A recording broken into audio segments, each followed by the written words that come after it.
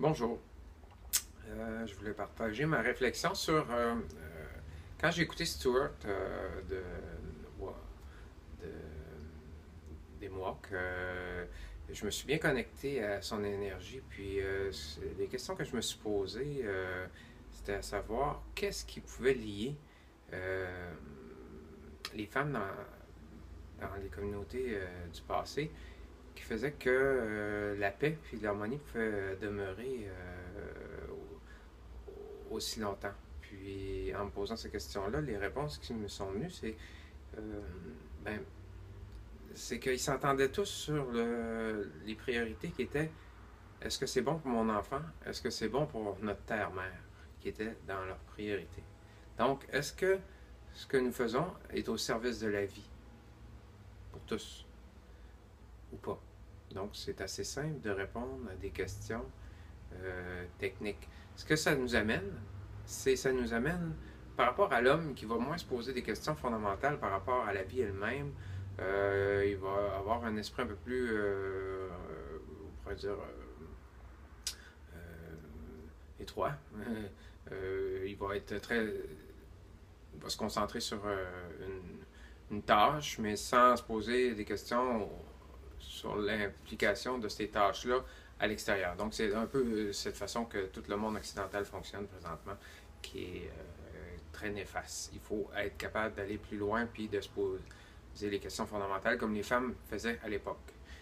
Cette capacité à se poser des questions parce que c'est bon pour vie elle-même, c'est en termes spirituels, on dit qu'on atteint la cinquième dimension. Quand on conceptualise quelque chose qui peut être au service juste de soi-même, comme l'Occident a fait, ils sont dans la quatrième dimension.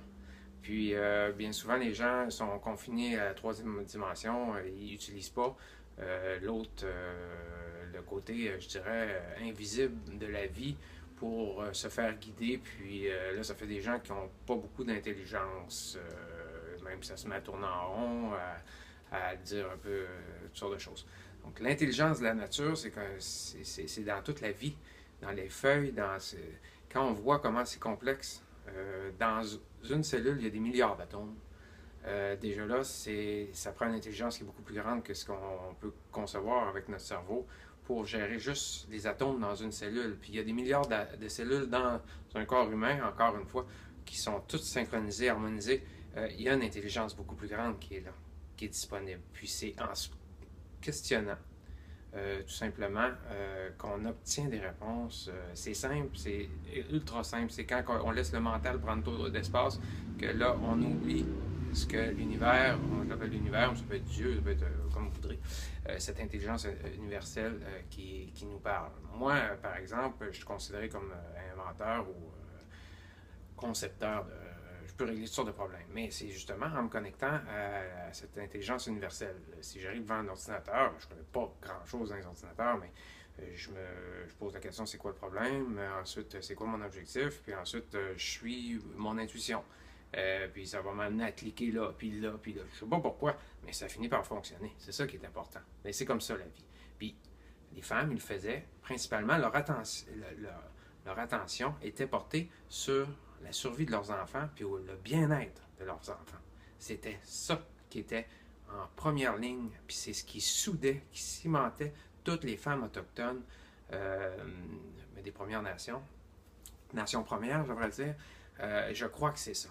C'est pour ça que je veux partager cette vidéo-là. C'est pour que vous compreniez que c'est quoi la question qui se posait, qui semblait cimenter toute cette société-là. Ensuite, il choisissait le grand chef en conséquence de ça. C'est que le grand chef devait être capable de mettre ces valeurs fondamentales-là dans ses réflexions, puis dans la façon que tout s'orchestrait par la suite. Puis s'il ne le faisait pas, ben, il se faisait enlever de là. C'est là que la balancier entre l'énergie féminine et l'énergie masculine. L'énergie féminine, c'est tout ce qui est cette intelligence universelle-là qui gère la vie, qui est invisible. C'est toujours dans l'invisible que se crée avant d'arriver dans la matière, dans le 3D, puis d'être créé. Autrement dit, moi, si je veux faire un cabanon, il faut que je le visualise dans ma tête avant d'arriver puis de le faire. Puis même chaque action, je le visualise, chaque action, pour que chaque action se fasse puis que j'arrive à mes objectifs. Donc, tout se crée dans l'invisible avant d'arriver dans le visible. Ça, c'est une règle universelle qui est partout. Donc, là, il faut apprendre à monter un peu plus haut, aller plus loin. Puis, c'est ce qui est difficile pour sortir du jugement. Il faut être au service de la vie, au service de cette intelligence, de cette force de vie-là, que les mères amérindiennes avaient compris qui était fondamental, qui était ancré dans leur culture de se questionner, de questionner la terre, de questionner la vie sur chaque chose, puis ils étaient guidés dans leur vie de façon divine, de cette façon-là. Donc, c'était la réflexion que je voulais partager avec vous. Merci. Je vous souhaite des bons moments d'harmonisation.